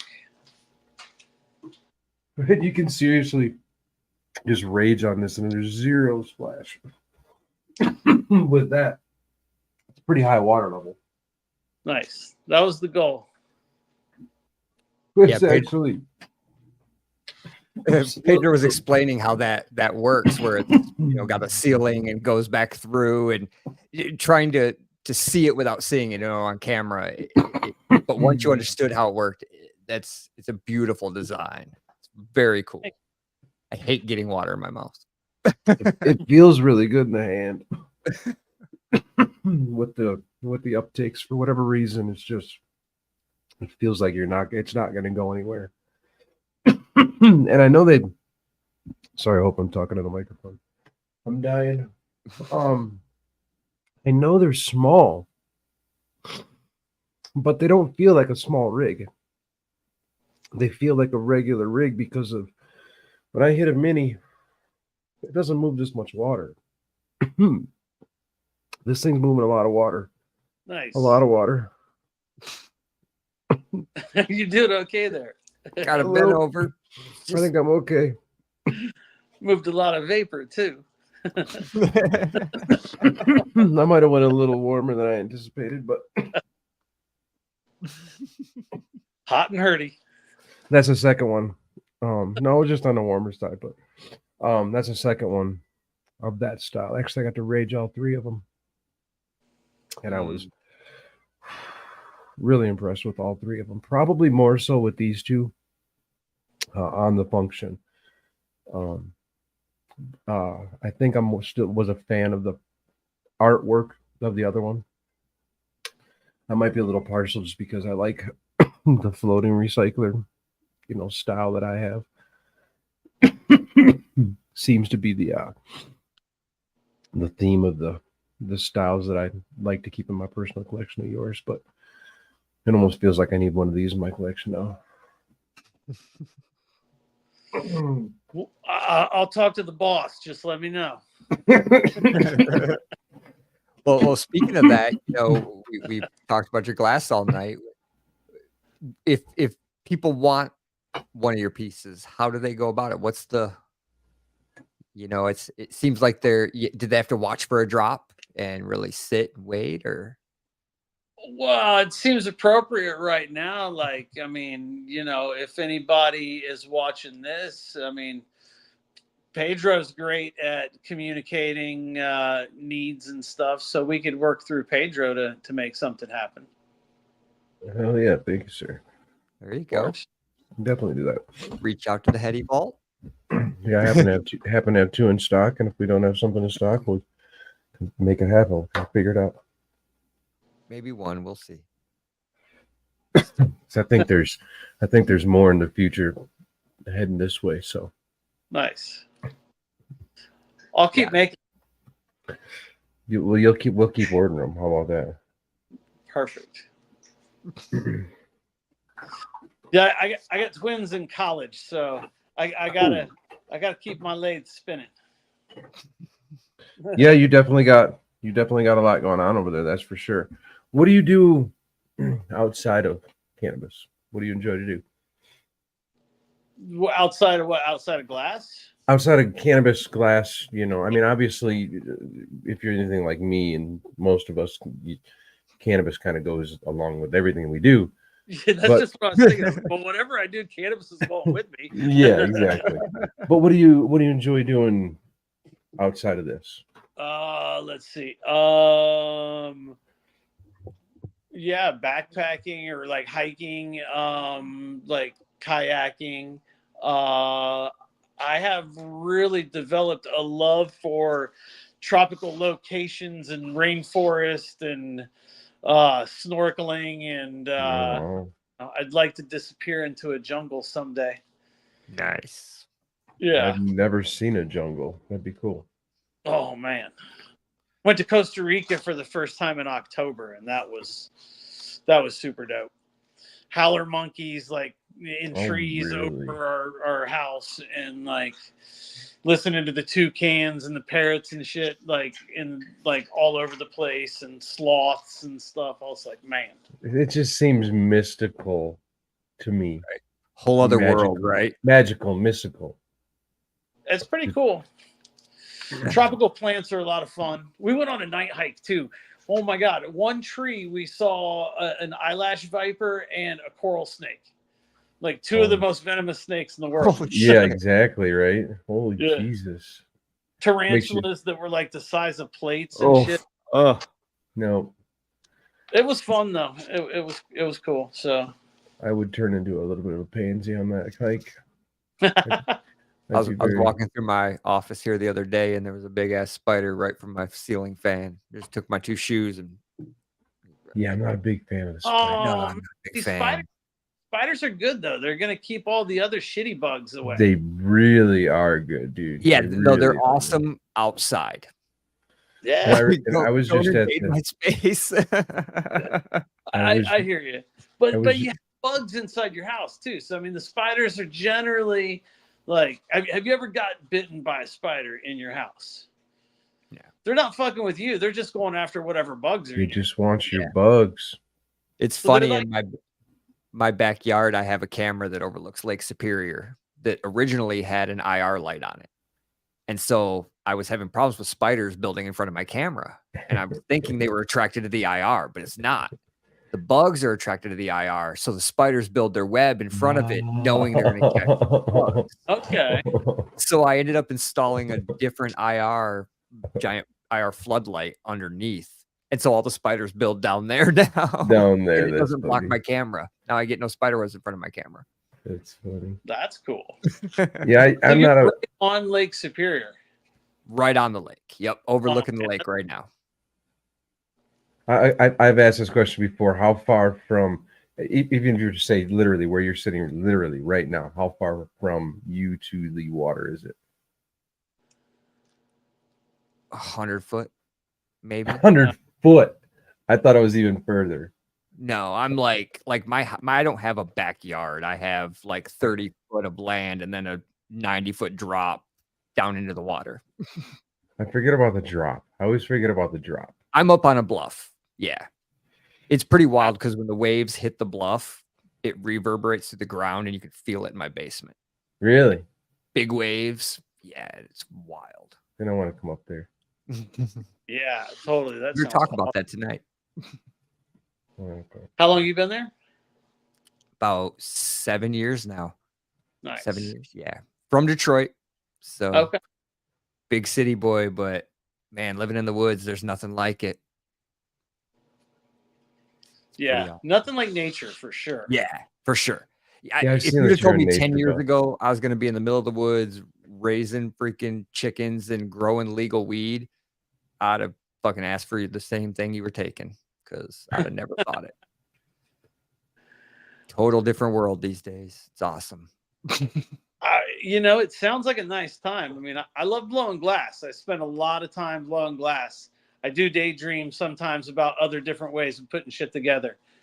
And hanging out on a bluff overlooking Lake Superior growing weed doesn't sound like a bad way to go about your day.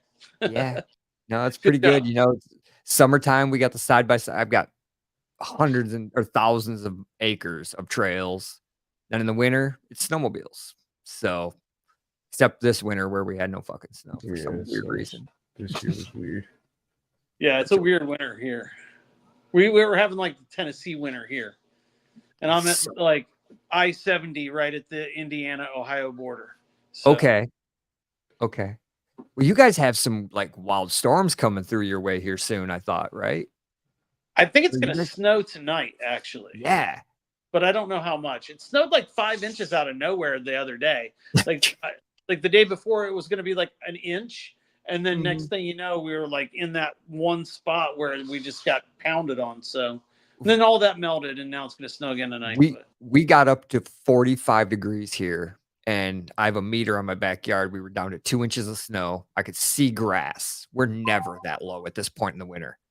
We went to bed, woke up in the morning, we got 18 inches of snow overnight. Oh, wow. And it was just fluffy, powdery stuff, though. And now it's going to be 48 degrees in 2 days. Wow. Here we are in Colorado, and we hardly ever get any snow here in Montrose. Just like none. When I first moved here, the family was always asking me, "Oh, how is it? What's the weather? What's the weather?" And I'm like, "It's great here in Montrose." Or I think I called it Montrose. What I call it? Hawaii, Montrose, Hawaii, or something like that. Hawaii, Colorado. I don't know. It's just crazy how warm today was. 50 degrees today. Wow. Does it get colder when you go down or up or both? Sometimes both, but generally up. If you're going to get colder, you go up 1,000 or 2 feet and you're in snow already. Generally, about 1,000 feet and you're going to find snow from here. Okay. And then everything up from there is, you're really talking mountains.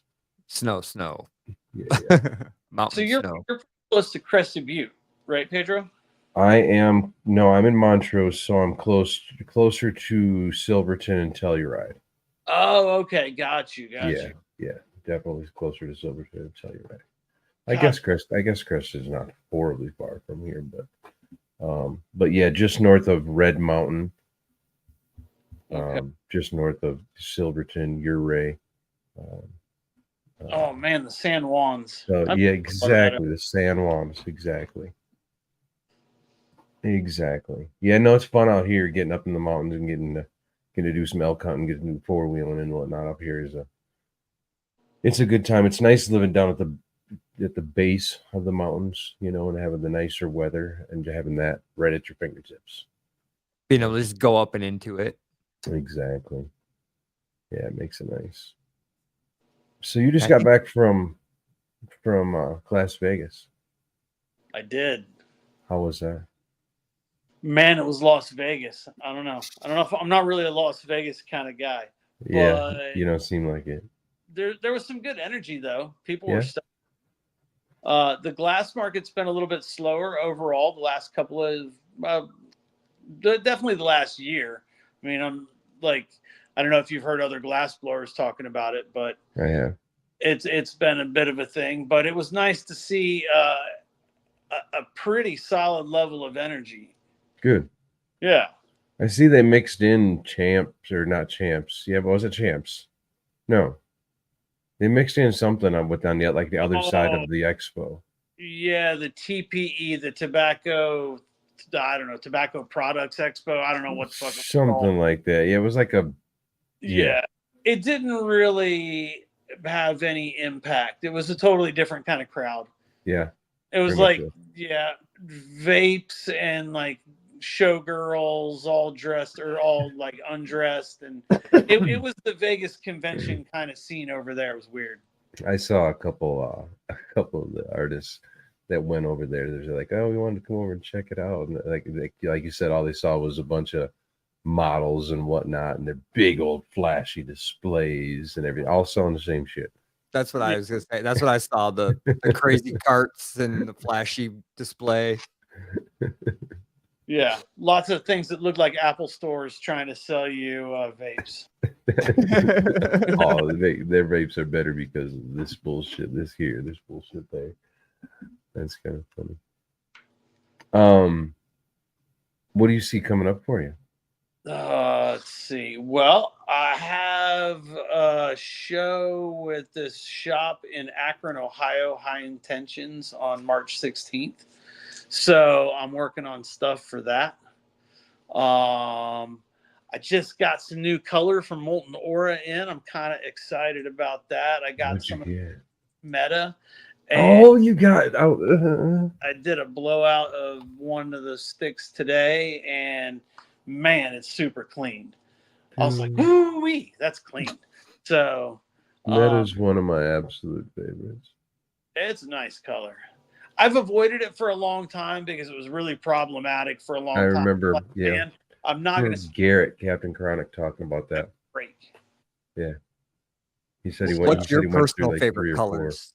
Yeah, good call. My personal favorite colors? Yeah, both to work with and on a rig. Let's see. I like Gemini a lot. It's a really nice purple. It's really rich, but it's really clear. A little of a bubble here and there, or maybe a scratch here and there, but mostly it's a super clean color. Gonna have to say, blowing out that Meta today was pretty dope. That's gonna very possibly be a favorite. Like blue, like green is my favorite color. So a blue green like that is, I don't know. It's a neat color. So you're hurting Pedro. Yeah, you've got me a millisecond away from saying make me meta floater right away, you know. I'll show you. I'm still gonna put a layer of clear on top of it just to make it a little more workable, but oh my gosh. Oh yeah, that was just one stick. It's like so clean, like no air in there. No, there's nothing in there. Man. That shit's worth $170 a pound. There's nothing in there. Oh, seriously, $170 a pound. Like, so this is $170 worth of color. So that's part of why pipes are expensive sometimes. Sure. There you go.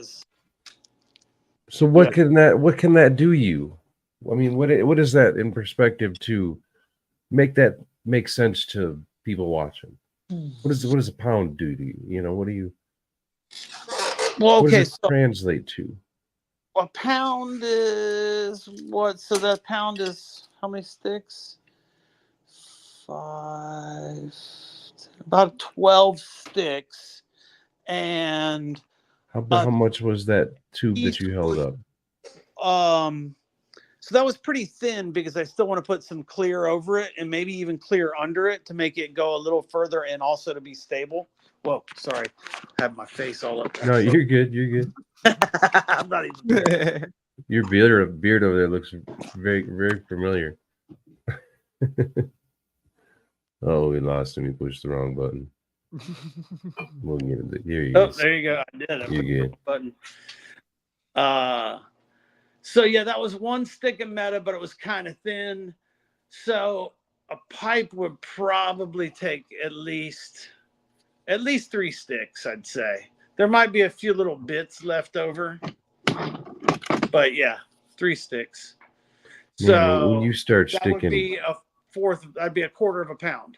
So $170 a pound divided by 4. That's like how much just one of the colors is in that.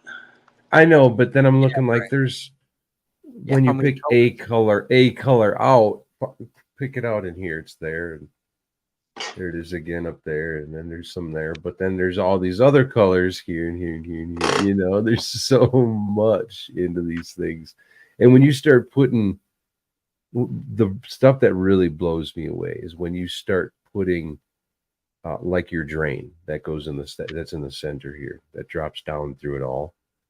When you start putting tubing or drains or airflow or whatever the hell it is functioning doing through, it is just nuts to me, dude. It's like you've just done magic. Like seriously, exactly. like you've done magic. It feels that way, like trying to figure out how to do it sometimes. It's like a puzzle. Like I want it to like be like this. I want it to assemble in a certain way, but then it'll take a few different tries to figure out exactly what the right order of operations are. So it's all got to be hot when you're working. No, I mean not necessarily. Like I can make components and then fit them together and make sure that they're all going to fit together properly when it's cold, and then heat it all up to fit it to like actually assemble hot. So yeah, the assembly, it all needs to be hot, but like it can happen in stages. That's one of the things I've kind of learned over time is that I don't necessarily have to rush it. I can take my time and make sure that the individual components are the right components. And then the end product will be assembled. The end piece it's assembled more easily and then therefore looks better. Like there's less going back and like finessing or trying to like get the shape just right. It happens just because all the setup's right, like all the prep work's been done. I guess that makes a lot more sense going back to what you said earlier with doing one rig at a time and prepping. It keeps all your colors, everything consistent, all your pieces. Then you just go to that's.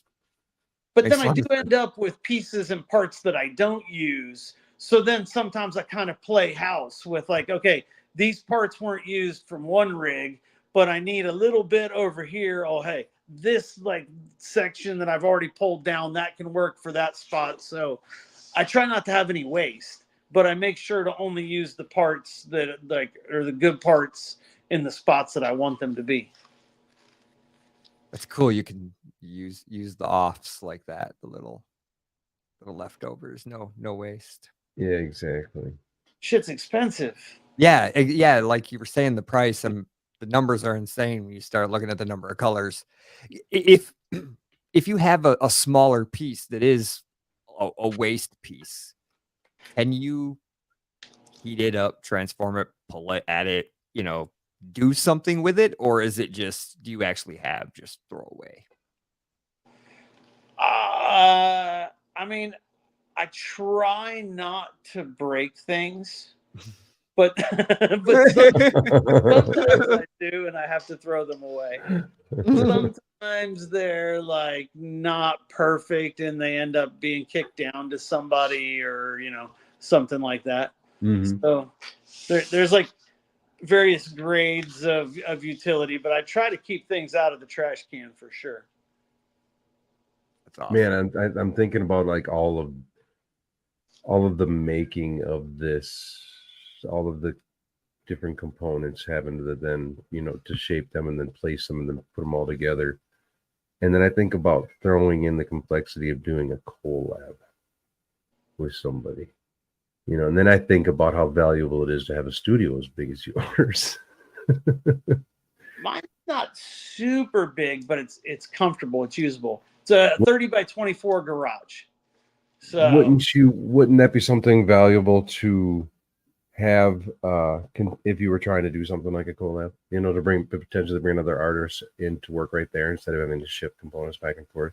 Oh, totally. It's way more fun too. I mean, I definitely set my studio up to have multiple people in here. I had helpers when I first set it up, and now it's just me, but definitely like always having space for a collaborator has been important. Yeah, it's a lot of fun, like having people in, and it makes I don't know if it makes the work better, but it makes the whole experience more back and forth.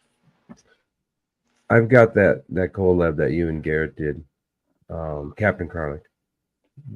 Tell me a little story about that. Did you guys do that there? How did you just ship components back and forth? How did you do there? Yeah, I sent him prep. We had talked about the sizes that are going to work best for him, and then I made the prep and sized it to the different sizes that he needed, and sent it down to him. Again, trying to minimize waste. Well, and in the spirit of collaboration, the more I can do to make it ready for his assembly, then in his shaping, then the better that is. The more the more the work is split evenly. This again was I think you remember back when I grabbed this one. Totally. I think this was Las Vegas last year. Yeah, and let's see that one again. I remember seeing the your old prep, if you will, then with your Fume Tech prep, and then with Garrett's 2 and through design, and faceted, it just, the minute I saw it, and it's got one of those 1, 2, 3, 4, 5, 6, 8, an 8-hole perk. The minute I saw it, it was mine. It was going home with me. We were figuring something out. And you guys were right there.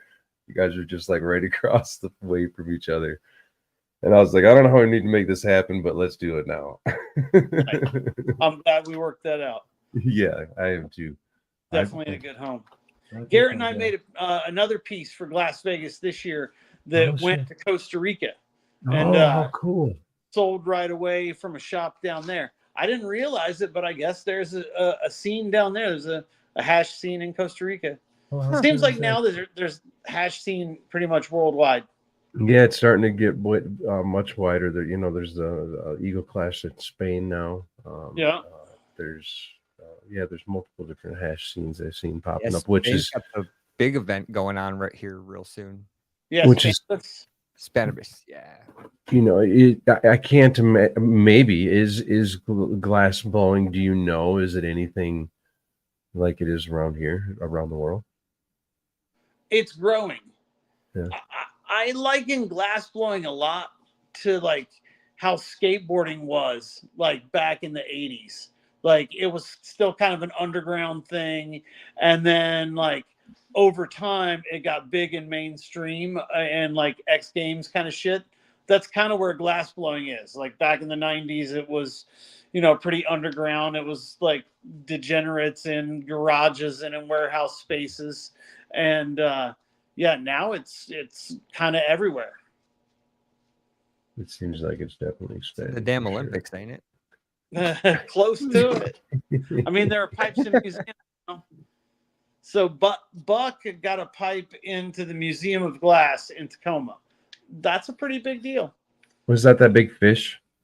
I don't think it was a fish, but it was, I don't know, it was one of his, one of his like skeleton pieces. Yeah, Might have been. exactly. I don't remember exactly which one it was. It's awesome. More Yeah, but acceptance. world of like academic glass art or whatever, the Museum of Glass in Tacoma is definitely a curator of, what is considered, important in the glass art world. So It's yeah, so definitely it's a long way from like, hippies in their garage like selling weed and making pipes to like having pipes in the Museum of Glass. So yeah, absolutely. kind of like Absolutely. and having it go, that the scenes go more worldwide, if you will, Yeah. and knowing yours have gone, at least, Costa Rica, Actually, I is, just shipped out 3 pieces to the UK today that are going to go see, to Spanibus. see, there we go. So I mean, like I Oh was no, just gonna wait a say, minute. it's, No, they didn't make it out. They're still here. oh well. They're going out tomorrow. But I mean, that's great news for you for expansion. I mean, I would consider us as in, the scene that we have now and have had for the last 20, 30 years to be kind of the forefront of the heady glass blowing community. So I would assume that the spread from here is probably going to be huge. It's fun to see how things have changed. I really like it. I mean, and I think that one of the things that's so awesome about glass is and cannabis is how it brings people together.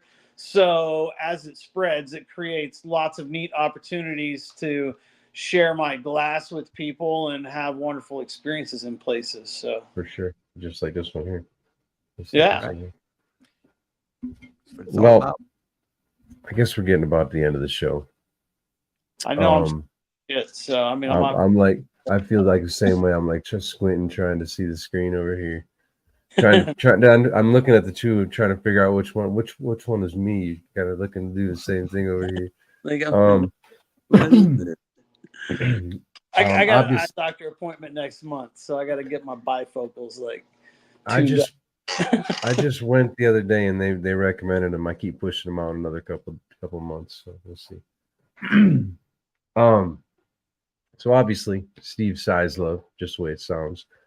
Where can we find you though? Where can everybody find everything? Obviously the way it works in this industry is you work with artists with glass, damn it, words lost me. Galleries. Thank you. I told you we're high as fuck over here. But where can they find you to see your work, to see the selection, to see the designs, to see everything? Where can we find you? So I mean, I'm happy that most of the time when my work drops, it doesn't really sit around places for very long. So I'm not sure like who's got what where of any kind of great quantity. Heady Vault has a few pieces right now. But like I said, on March 16th, I'll be dropping a handful of pieces at High Intentions in Akron, Ohio. So that's going to be Ohio's legal now. So I think we're going to have a nice sesh with that. So again, things spreading. Mm-hmm. Yeah. That's cool.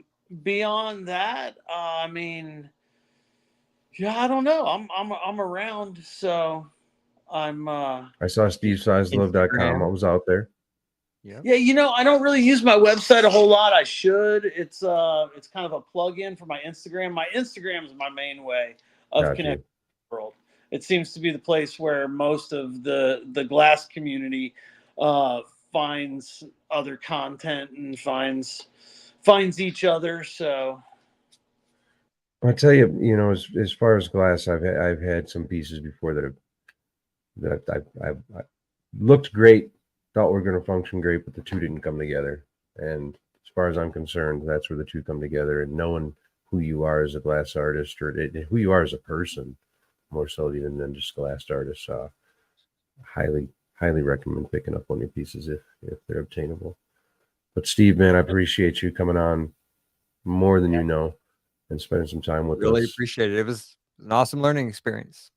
Hey, thanks for letting me babble on about, I don't know, all the shit I do all the time.